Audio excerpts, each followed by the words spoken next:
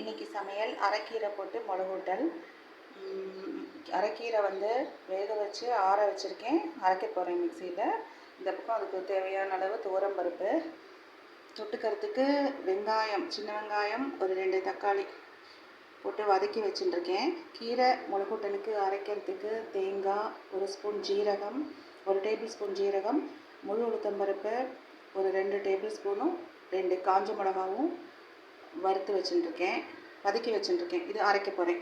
இந்த பக்கம் வெங்காய தக்காளியோட ஒரு 5 டேபிள் ஸ்பூன் பொட்டுக்கடலை, ஒரு 3 காஞ்ச மிளகா, ஒரு 3 டேபிள் ஸ்பூன் கடலைப்பருப்பு, திக்னஸ் வரத்துக்காக தேங்காய். இது நான் அரைக்க போகிறேன், கொஞ்சம் லிக்விடாக தொட்டுக்கிறதுக்கு. இது நம்ம தோசை பண்ணினா அதுக்கும் தொட்டுக்கலாம். இதுதான் இன்றைக்கி சமையல். முடிச்சதுக்கப்புறமா காட்டுறேன். என்னோடய சேனலை சப்ஸ்கிரைப் பண்ணிக்கோங்க. தேங்க்யூ.